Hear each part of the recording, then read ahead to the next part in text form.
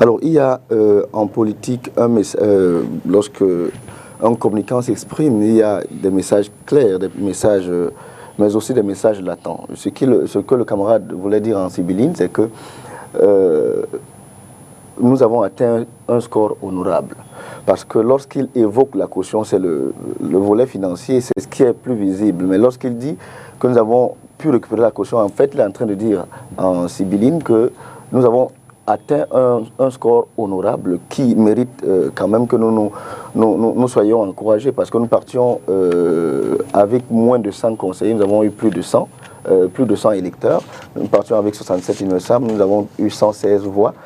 Avec la razzia que nous avons opérée dans le Mungo. Nous remercions d'ailleurs le MPCN de feu Paul-Éric Kingé et nos camarades du SDF de ce côté qui ont bien voulu nous donner leur voix. Donc je pense qu'en plus du volet financier de cette déclaration, il faut davantage voir la portée politique qu'il y a derrière. C'est que nous avons pu avoir plus de 10%.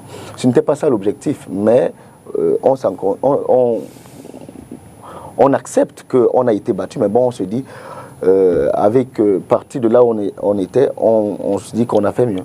Je vous pose la même question rapidement que celle posée au Dr Louis-Marie Cagdeux. Est-ce que vous, en tant que militant du PCRN, conseiller municipal de cette formation politique, vous seriez favorable, si l'offre vous est faite, André Luther Meka, il est tout sourire, il attend également votre réponse, est-ce que vous serez favorable à une entrée du PCRN au Sénat dans ces conditions-ci?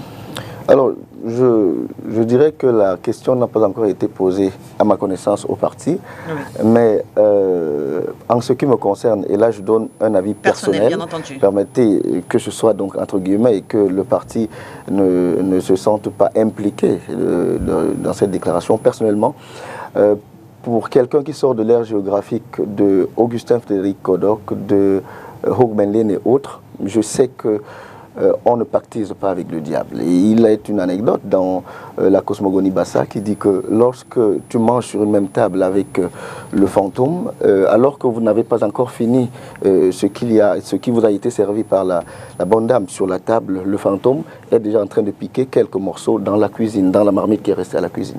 Donc, de mon point de vue, il est hors de question que nous acceptions quelque offre que ce soit de M. Biya ou du RDPC. C'est mon point de vue personnel. Tout se décidera au niveau de la hiérarchie. Si je rappelle que je suis seulement membre du comité directeur et conseiller municipal, donc je ne suis ni membre du bureau politique, ni secrétaire général, ni président du parti. Donc mon avis ne compte que pour moi-même.